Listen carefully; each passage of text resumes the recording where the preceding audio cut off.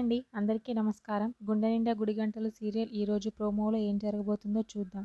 బాలు అయితే మీనా దగ్గరికి వచ్చి అదేదో వంట రూమ్‌ని అద్దెకి తీసుకున్నట్టు ఎప్పుడు చూసినా వంట రూమ్‌లో ఉంటావేంటి అని చెప్పి అంటూ ఉంటాడు. మీనా మాత్రం అలా చూస్తూ ఉంటుంది అమాయకంగా. నేను వంట చేస్తున్నానండి అని చెప్పి అంటూ ఉంటుంది మీనా అయితే.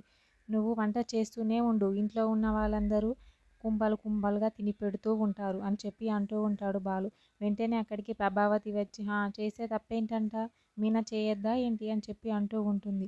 ఈరోజు మీ అందరి పని చెప్తాను ఆగండి అని చెప్పి బాలు అయితే గట్టిగా అంటూ ఉంటాడు. వెంటనే మీనా మీరిక్కడి నుంచి వెళ్ళండి అని చెప్పి అంటూ ఉంటుంది. సరే అని చెప్పి అయితే బాలు అక్కడి నుంచి వెళ్ళిపోతూ ఉంటాడు. అక్కడ ప్రభావతి, మీనా మాత్రమే ఉంటారు. అక్కడికి రవి మరియు శృతి వచ్చి అమ్మ మేము కారు బుక్ చేసుకోవడానికి వెళ్తున్నాము అని చెప్పి అంటూ ఉంటాడు.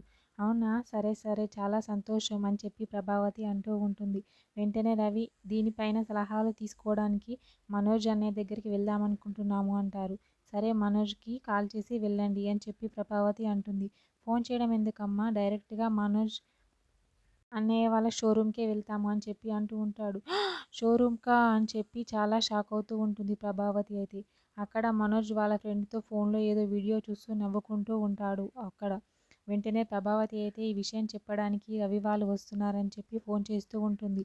మనోజ్ మాత్రం ఫోన్ చూసి అమ్మ అని ఆ కాల్ చూసి అయితే కట్ చేస్తూ ఉంటాడు మనోజ్.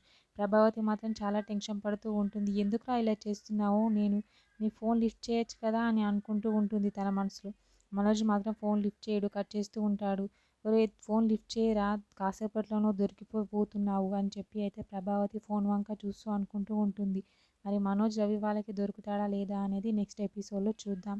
ఓకే, థ్యాంక్ యూ అండి. నా ఛానల్ని సబ్స్క్రైబ్ అండ్ లైక్ చేయండి.